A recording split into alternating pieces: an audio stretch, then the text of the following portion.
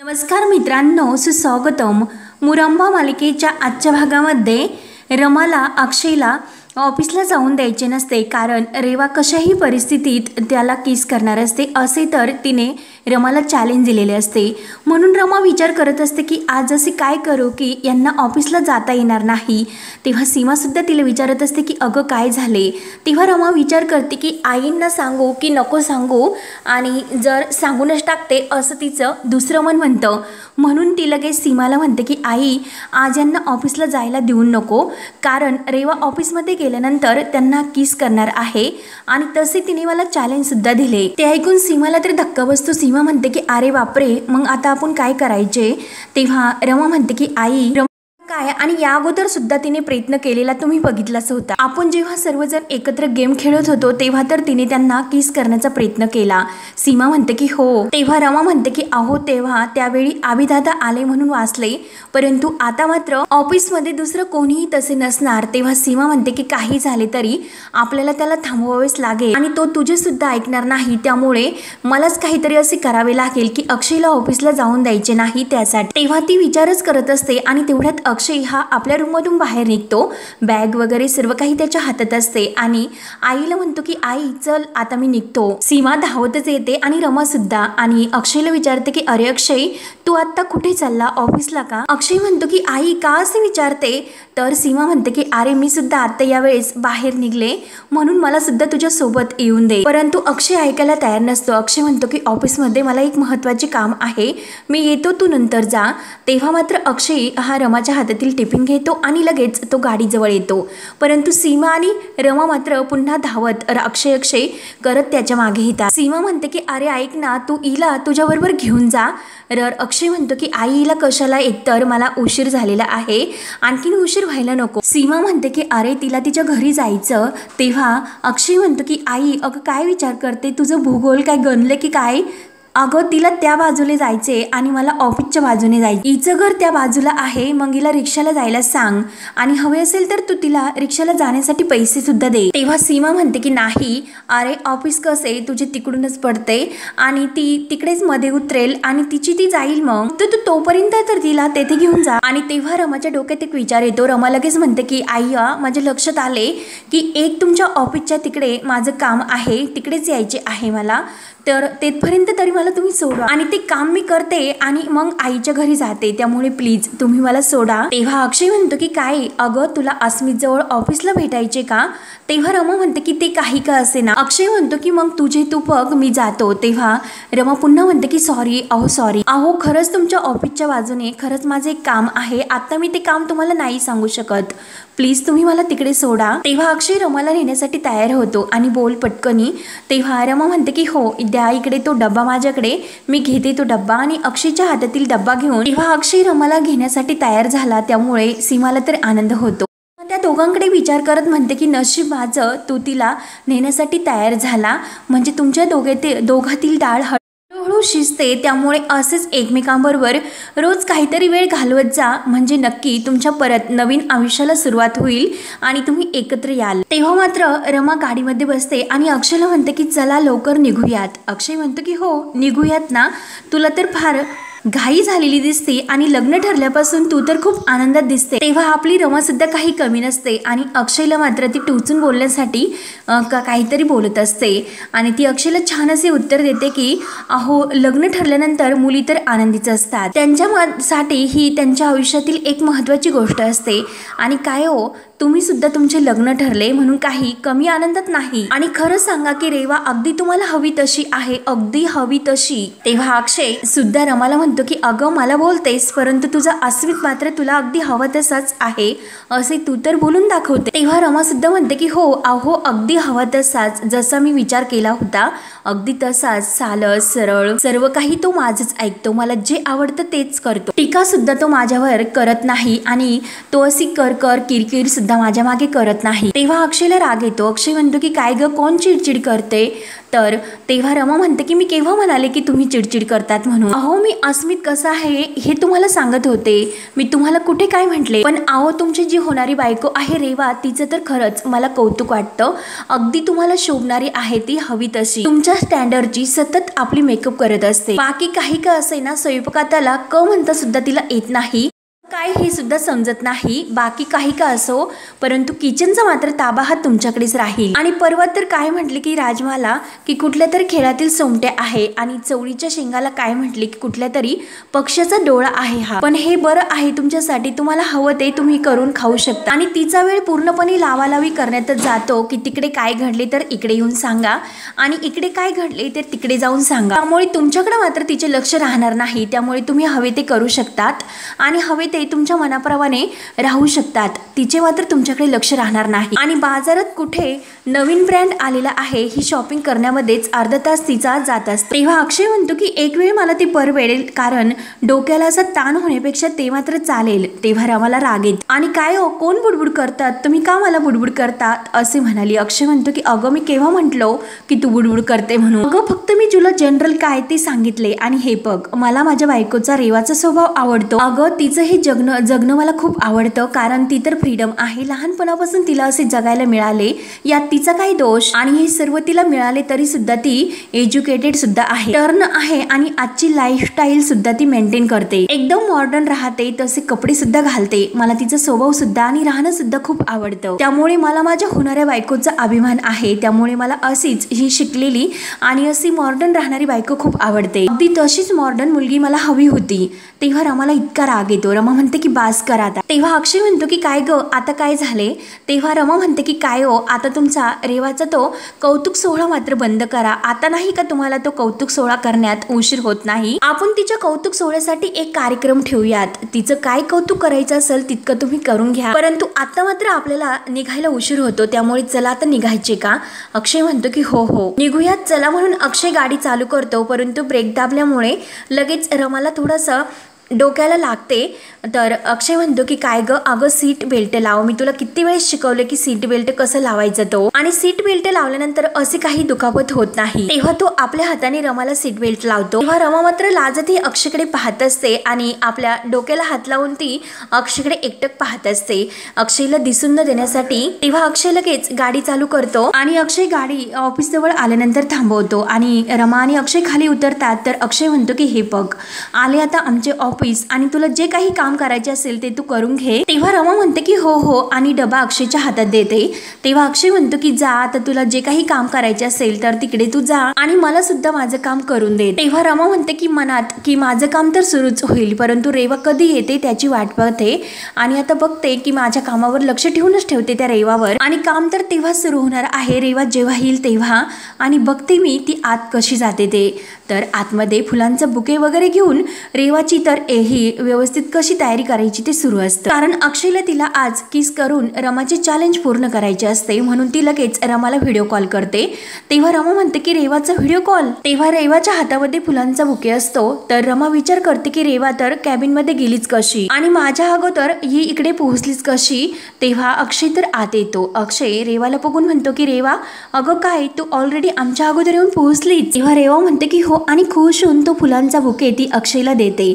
तेव्हा अक्षय म्हणतो की खरंच वाव स्वीट आणि व्हेरी नाईस। रेवा विचारते की काय आवडले का? तर अक्षय म्हणतो की हो छान आहे, परंतु काय ग आज इतकं खास काय आहे की तुम्हाला फुलांचा बुके दिलात? रेवा म्हणते की अरे वाटलं होतं की मला तुझ्यासाठी फुलं घ्यावीत म्हणून घेतली मी, आणि तेव्हा रमा व्हिडिओ कॉलवर ते सर्व पाहत असते। तेव्हा रेवा ही अक्षयच्या गळ्यात हात घालते, त्याच्या जवळ येण्याचा प्रयत्न करते, कारण काही झाले तरी तिला केस घ्यायचा असतो।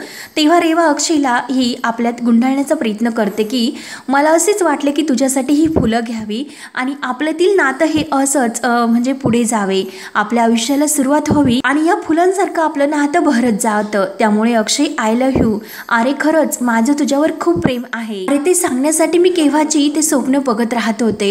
परंतु अक्षय सुद्धा हसून म्हणतो की अगं रेवा मला कळते की तुझं माझ्यावर किती प्रेम आहे ते, अगं मला हे सुद्धा कळते की रेवा तू माझ्यासाठी जीव सुद्धा द्यायला तयार आहे, मग यापेक्षा माझं दुसरं सुख काय कशात असेल. रमाला मात्र खूप राग येतो. रमा तिकडे म्हणते ते सर्व बघून की रेवा तुझ्या पापाचं घडा आता भरलेला आहे. आणि तेवढ्यात ज्या माणसाला CCTV फुटेजचे काम करण्यासाठी अक्षयने सांगितलेले असते तर अक्षय म्हणजे रेवाच्या कॅबिनमध्ये असतो आणि तो रेवाला अगदी जवळ घेऊन दोघे एकत्र असतात. तर तेवढ्यात तो माणूस दरवाजा उघडून आत येतो आणि अक्षयला डायरेक्ट रेवासमोर म्हणतो की सर, तुम्ही जे CCTV फुटेज मागितले होते ते आलेले आहे. तेव्हा अक्षयला धक्का बसतोच, कारण हे सर्व त्याने रेवासमोर सांगितले. तेव्हा मात्र रमाला हे सर्व ऐकू जाते, कारण व्हिडिओ कॉल रेवाचा हा सुरूच असतो. रेवाला मात्र धक्का बसतो. रेवा लगेच विचारते की अक्षय, अरे कसले CCTV फुटेज. तेव्हा अक्षय तिला म्हणजे थापा मारतो की अगं, आपल्या इन्व्हेंटरीमध्ये चोरी होती, काही लॉ मटेरियल चोरीला जाते, म्हणून मी त्याला CCTV फुटेज काढण्यासाठी सांगितले होते. आणि तो मुद्दाम त्या माणसाला विचारतो की ते CCTV फुटेज तू काढले ना, ते CCTV फुटेज तुझ्याकडे आहे ना, त्यामुळे तू बाहेरच थांब, मी तुला नंतर भेटतो आणि तुझ्याशी नंतर बोलतो. तेव्हा तो म्हणतो की अहो सर, मी तुम्हाला काय सांगतो ते ऐकून घ्या. तेव्हा अक्षय मुद्दाम रेवा देखत म्हणतो की मी तुला जे काही सांगतो ते ऐकून घे आणि तू जे काही सांगतो ते आत्ता महत्त्वाचे नाही. मी माझ्या होणाऱ्या बायकोशी जरा काही बोलतो, आमच्यात डिस्कशन सुरू आहे, त्यामुळे तू मध्ये येऊ नकोस, बाहेरच थांब. तेव्हा तो माणूस बाहेर जातो. तेव्हा अक्षय आणि रेवा पुन्हा एकत्र येतात. अक्षय तिला विचारतो की काय रेवा, आज असे काय आहे. रेवा मात्र अक्षयच्या अगदी जवळ येण्याचा प्रयत्न करत असते, कारण तिला कशा परिस्थितीत अक्षयचा किस घ्यायचा असतो. अक्षय तिला विचारतो की अगं रेवा, काय चालले आज तुझे, का असे वागतेस. अगं काय हे सकाळी सकाळी, त्यामुळे प्लीज अगं सकाळी सकाळी नको, आणि ते पण ऑफिसच्या कॅबिनमध्ये. आणि अगं माझ्या कॅबिनमध्ये कॅमेरे आहेत, सर्वांना ते पाहायला मिळेल, तू कशाला असे इथे करतेस काही पण. अगं जाऊन दे, मला एकतर खूप काम आहेत, कशाला तू सकाळी सकाळी हे काही करतेस. अक्षय आपल्या खुर्चीवर बसतो आणि रमाही आतमध्ये येण्याचा प्रयत्न करत असते, परंतु तेवढ्यात त्या माणसाचा धक्का रमाला लागतो. तेव्हा माणूस तो रमाला पाहतो. तेव्हा रमा त्याला विचारते की काय हो, तुम्ही अक्षय सरांचे असिस्टंट्स आहात ना. तेव्हा तो माणूस म्हणतो की मॅडम अहो, मला अक्षय सरांची इतकं महत्त्वाचं बोलायचं आहे आणि ती गोष्ट खूप महत्त्वाची होती, पण सर मात्र त्या कॅबिनमध्ये रेवा मॅडम बरोबर. तेव्हा रमा म्हणते की हो मला माहिती आहे काय चालले त्यांचे ते. तेव्हा तो माणूस म्हणतो की हो अहो, त्या दोघांचं काय चाललं खरंच काही कळत नाही, आणि काही झाले तरी मला हे फुटेज सरांना दाखवायचे होते, कारण त्यांनीच मला हे फुटेज शोधण्यासाठी सांगितले होते. तेव्हा रमा म्हणते की एक मिनिट, काहीतरी गैरसमज होतो, मी वेगळ्या गोष्टीबद्दल बोलते आणि तुम्ही कोणत्या फुटेज बद्दल बोलतात. तेव्हा तो माणूस सांगू लागतो की मॅडम खूप महत्त्वाचे आहे आणि ते ऐकून तुम्हाला आणि ते बघून खूप मोठा धक्का बसेल. रमा म्हणते की असे त्यात काय आहे. तेव्हा तो माणूस सांगू लागतो की अक्षय सरांचा जेव्हा ऑफिसमध्ये असताना अपघात झाला होता आणि तो कसा झाला त्यामध्ये सर्व काही त्यात दिसते. तेव्हा रमा म्हणते की तुम्ही प्लीज मला ते दाखवू शकताल का CCTV फुटेज. तेव्हा तो माणूस म्हणतो की मॅडम इकडे नका, तिकडे दाखवतो मी तुम्हाला, चला माझ्या सोबत. आणि तेव्हा तो रमाला घेऊन एका कॅबिनमध्ये येतो, परंतु रेवाचा व्हिडिओ कॉल मात्र सुरू असतो. तेव्हा रेवा ही अक्षयच्या अगदी जवळ आलेली असते. अक्षय मात्र फोनवर बोलत असतो. तेव्हा अक्षय तिला विचारतो की अगं रेवा काय करतेस तू, काय चालले तुझे हे सर्व. तेव्हा रेवा अगदी अक्षयच्या जवळ येते आणि अक्षय काम काही नंतर तर होतच असेल. तेव्हा अक्षय म्हणतो की अगं रेवा काय चालले तुझे, आणि अक्षय पूर्णपणे नाटक तिच्याबरोबर हसण्याचे वगैरे खुश राहण्याची तिला दाखवण्याचा प्रयत्न करत असतो. तेव्हा रमा लगेच आपला तो फोन बाजूला ठेवते आणि जे काही CCTV फुटेज आहे ते सर्व तिला त्यात दिसते की अक्षय तेथे कसा पडलेला आहे, त्याचा अपघात कसा झालेला आहे तो, आणि त्याच्याजवळ रेवा सुद्धा उभी असलेली ही रमाला दिसते. रमा म्हणते की रेवा, आणि नक्की हे रेवाने केले असणार. तेव्हा तो माणूस विचारतो की ह्या रेवा मॅडम आहेत का. तर रमा म्हणते की हो, तिच्या कपड्यावरून आणि तिच्या चालण्यावरून ही रेवा मॅडमच वाटते, आणि तुमच्याकडे अजून काही दुसरं CCTV फुटेज आहे की त्यात काही स्पष्ट दिसेल. तेव्हा तो माणूस विचारतो की पण तुम्ही हे सिद्ध कसे करता की ह्या रेवा मॅडमच आहेत म्हणून, कारण यात त्या मुलीचा चेहरा काही दिसत नाही. तेव्हा रमा म्हणते की दिसत जरी नसला तर माझी पूर्ण खात्री आहे की ती रेवाच आहे. तेव्हा रमा पाहत राहते की रेवा तिथून धावत जाते. तेव्हा रमा मनात ते सर्व बघून विचार करते की याचा अर्थ म्हणजे माझ्या मनात जी शंका होती ती खरी होती. खरं तर यांना गच्चीवरून रेवानेच ढकलले होते, त्यामुळे रेवा आता तू गेलीस. तेव्हा इकडे अक्षय आणि रेवाचे हे नाटक ते सुरूच असते. रेवा ही त्याच्या किस घेण्याचा अगदी जवळ यायचा प्रयत्न करते, परंतु अक्षय मात्र तिला नाकारत असतो. काही काहीतरी बहाणा करून तो तिला लांब करण्याचा प्रयत्न करत असतो, पण रेवा मात्र कुठे ऐकणारी असते आणि ती अक्षयच्या अगदी जवळ येते. तर अक्षय म्हणतो की अगं काय करतेस रेवा, अगं मी काम करतो आणि जर काम करताना मला कोणी डिस्टर्ब केले तर ते मला नाही आवडत. तरी सुद्धा रेवा जवळ येते आणि किस घ्यायला सुरुवात करते. तर अक्षय पुन्हा तिला रागवतो, अगं मी तुला सांगितले ना मी काम करतो आणि एकदा सांगितले की मला काम करताना जर कोणी डिस्टर्ब केले तर मला खूप राग येतो, हे तुला कळत नाही का रेवा, काय करतेस तू, म्हणून अक्षय तिच्यावर रागवतो. आणि त्याच वेळेस अक्षय तिच्या कॅबिन मधून रागाने निघतो आणि तो बाहेर येत असतो आणि त्याच वेळेस रमा ते सीसीटीव्ही फुटेज पाहून रेवाच्या कॅबिनकडे येत असते आणि रेवा तर पुन्हा आपल्या अक्षयच्या खुर्चीवर बसते आणि मस्त अशी ती त्या फुलांकडे बघत असते. रमा मात्र दरवाजात येते. रमाला मात्र रेवाचा खूपच राग आलेला असतो, कारण तिला आता सत्य तर समजलेले असते, म्हणून ती डायरेक्ट येते आणि रेवाची खुर्ची अशी जोरात ओढते आणि लगेच रेवा रमाला बघून म्हणते की अगं रमा, अगं तू व्हिडिओ कॉलवर बघितलं असेल की तुला माहिती आहे ना की रेवा जे बोलते ते करून दाखवते आणि यावेळी सुद्धा मी तेच केले की जे ठरलं होतं ते मी तुला करून दाखवले आणि हेच बघ ही फुलं मी अक्षयला दिलीत सुद्धा. आणि रमासमोर मस्त त्या फुलांचा स्वाद घेते. तेव्हा रमा मात्र रागाने तिच्या हातातील फुलं घेते आणि ती पायदळी फेकून देते. रेवाला खूप राग येतो. रेवा म्हणते की रमा, तर रमा लगेच तिचे हात धरते आणि काय रेवा, इतक्या वर्षात तू किती नालायक आहे हे मला कळले, परंतु इतकी नीच आहे याचा अंदाज मात्र मला आता येतो. तेव्हा रेवा म्हणते की हॉट डू यू मी, नक्की तुला काय म्हणायचं. तेव्हा रेवा ही उठून उभी राहते. तर रमा तिला धक्का देऊन पुन्हा त्या खुर्चीवर लोटून देते आणि रेवाच्या गालगुच्च्या धरून म्हणते की अगं रेवा, आरती वहिनीच्या बाबतीत तू जे काही वागली होती ना ते तर निष्ठुर आहेस, पण अगं ज्याच्याशी तुला लग्न करायचं, ज्याच्यावर तुझं प्रेम आहे असे तू सांगत फिरत असते, सगळ्या जगाला सांगत असते आणि काय ग तू त्याच्याच जीवावर उठलीस. तेव्हा रेवा आपला हात बाजूला घेते आणि रमाचा हिसकावते आणि काय काय बोलतेस, अगं तुला वेड लागली की काय. तेव्हा रमा तिला रागाने म्हणते की अगं तू कितीही ते झाकण्याचा प्रयत्न केलास तरी सुद्धा एक ना एक दिवस तुझे हे कटकारस्थान नक्की बाहेर येणार आहे. रेवाला पूर्णपणे घाम फुटतो. ती घाबरते आणि घाबरतच रमाला म्हणते की अगं मी अक्षय बरोबर कुठलं असं वेडवाकडं वागलं आणि त्याचे काही प्रूफ तुझ्याकडे आहे का. तेव्हा रमा तिच्या अंगावर येत असते आणि तसतसे रेवा ही मागे जात असते, परंतु रेवाच्या धक्क्याने जो काचेचा ग्लास असतो तो खाली पडतो आणि फुटतो. रेवा आणखीन घाबरते आणि काय रेवा, सगळ्या गोष्टींचे पुरावे तुला लागतात का, मग देणार, तुला सर्व पुरावे मी देणार, सगळे काही पुरावे मी देणार. तर रेवा जायला निघते, परंतु रमा तिला हात आडवा घालून पुन्हा अडवते आणि रेवाला म्हणते की आता मला पूर्णपणे शंका आहे आणि मला पूर्णपणे खात्री सुद्धा आहे की यांना ढकलणारी दुसरी कोणी नाही तर तूच होती आणि त्याच क्षणी मी तुला खालून वर पाठवेल, नाहीतर मी तुला नाव सांगणार नाही की रमा अक्षय मुकादम. आणि ही गोष्ट तू सुद्धा लक्षात ठेव रेवा राजाध्यक्ष. असे चॅलेंज देत चुटकी वाजवत रमा आपली बॅग घेते आणि तोऱ्यात तिथून जायला निघते. रेवाची तर पूर्णपणे ही वरातच निघलेली असते, म्हणजे तिचा चेहरा अगदी पाहण्यासारखा होतो, पूर्णपणे घामाचा सुटलेला असतो, पूर्णपणे अशी घाबरून जाते. नक्की आता रमाला सर्व काही कळले, मग आता माझे काय होईल याची तिला खूप भीती वाटते. रेवा घाबरतच तशी अडखळल्यासारखी तिथे उभी असते, इतकी घाबरलेली दिसते. तर आजी तिथे येते. आजी म्हणते की काय ग रेवा, अगं काय झाले, तू इथे अशी अडखळल्यासारखी का उभी आहे. रेवाला नक्की काय सांगावे ते कळत नाही. ती फक्त ते मी आणि रमा, ते मी अरमा असे बोलत असते. आजी विचारते की अगं रमाने आतापर्यंत काय केले. तेव्हा रेवा घाबरत म्हणते आणि परत ती आजीला खोटं सांगते की तिने मला अशी धमकी दिली की ती अक्षयलाच काय सर्व काही खरंच सांगणार म्हणून. तेव्हा आजी म्हणते की काय अगं धमकी, पण कशासाठी तिने तुला धमकी दिलीस आणि अक्षयला खरं सांगून तिचा काय फायदा होणार आहे ग. अगं ती अस्मित बरोबर लग्न करायला तयार सुद्धा झाली आणि ती त्या अस्मितची लग्न करणार आहे. तेव्हा रेवा घाबरत म्हणते की माहिती नाही, पण अक्षयचं आणि माझं लग्न व्हावं असं तिला नाही वाटत. तेव्हा आजी म्हणते की नॉनसेन्स आणि रेवा तू शांत हो, तू काळजी करू नकोस, मी पाहते तिच्याकडे, तू अगोदर शांत हो, त्या रमाचं काय करायचं ते मी बघून घेते. तेव्हा आजी घाईने आपल्या कॅबिन मध्ये जाते. आजीला सुद्धा ते ऐकून खूप टेन्शन येते.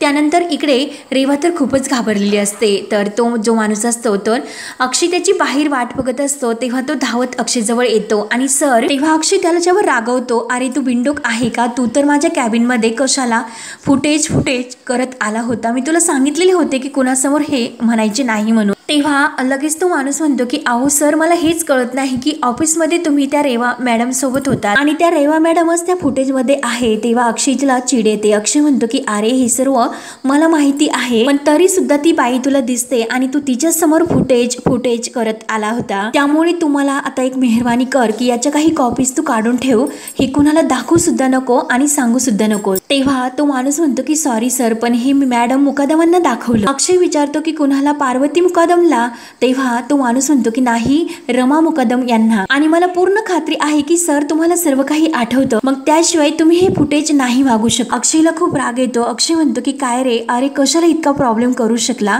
अरे मला माहिती आहे की मला आठवतं, परंतु तू कशाला म्हणतोस आणि कुणासमोर हे परत म्हणू नकोस, मोठा प्रॉब्लेम होईल. तेव्हा तो माणूस म्हणतो की नाही मी स्वतःहून नाही बोललो, परंतु अचानक त्या मॅडम माझ्या समोर आल्या. अक्षय म्हणतो की काय समोर आली म्हणजे रमा ऑफिसमध्ये आली होती का? तेव्हा तो माणूस म्हणतो की हो सर, आणि त्या तुमच्या कॅबिनच्या दिशेने सुद्धा गेल्यात. आणि तो माणूस पुन्हा सरांना विचारतो की सर मी तुम्हाला एक विचारू का, कारण हे तुम्ही सर्व रमा मॅडम पासून का लपून ठेवले? तेव्हा अक्षय म्हणतो की अरे फक्त मी रमापासून नाही तर सर्वांपासून हे लपून ठेवलं, कारण त्या रेवाच्या विरुद्ध मला पुरावे गोळा करायचे होते म्हणून. त्यामुळे आता तरी कृपा करून प्लीज तू हे कुणाला दाखवू नकोस, म्हणून अक्षय त्याच्या पुढे हात जोडतो. तेव्हा तो माणूस म्हणतो की हो सर मी कुणाला आता काही सांगणार नाही, तुम्ही निवांत राहा. पण सर अगोदर एक सजेशन होतं माझ्या बरोबर, म्हणजे तुम्ही रमा मॅडमला जर हे विश्वासात घेऊन सांगितले असते, पण रमा मॅडमने तेव्हा त्यावेळी तुमची नक्की साथ दिली असते. तेव्हा अक्षय वैतागतो. अक्षय म्हणतो की प्लीज अरे तू आता तरी स्वतःचं डोकं चालू नकोस, तुला सांगितले तेवढे तू काम करत राहा, आणि थँक्यू तू हे सजेशन मला दिल्याबद्दल, मी पाहतो की काय करायचे ते. आणि तेव्हा तो माणूस निघून जातो तर अक्षय विचारात पडतो. आणि हा भाग येथे संपतो. पुढील भागामध्ये आजी ही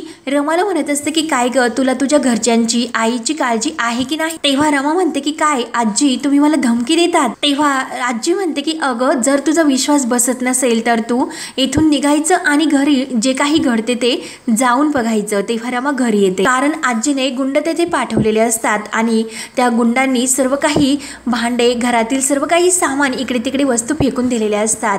आणि जोपर्यंत अस्मित आणि रमाचं लग्न होत नाही तोपर्यंत ते असंच काहीतरी करत राहणार असे त्यांनी धमकावले सुद्धा. रमाला ते सर्व बघून खूप रडू येते आणि आईच्या डोक्याला सुद्धा लागितलेले असते. आई सुद्धा म्हणजे कावेरी सुद्धा रमाला सर्व काही पार्वती आजीने धमकावलेले सांगते. तेव्हा रमा ते सर्व बघून तिला धक्का बसतो आणि डायरेक्ट ती पार्वती आजीकडे येते. पार्वती आजीला म्हणते की इतक्या वर्ष मला हे घर हवं होतं, परंतु मी तुम्हाला या घरात नको होते, परंतु आता मी तुम्हाला सांगते की मला आता हे घर नकोय, या घराला सोडून मी कुठेतरी लांब जाते. तेव्हा अक्षय हे सर्व ऐकतो आणि अक्षय म्हणतो की खरंच तिला माझा इतका कंटाळा आला, आणि जर असेच असेल तर तिचे लग्न मी धुमधडाक्यात लावून देतो. तेव्हा सीमाला खूप वाईट वाटते. तर आता पुढे काय काय होत राहणार हे बघण्यासाठी आपल्या चॅनलला नक्की सबस्क्राईब करत राहा. धन्यवाद.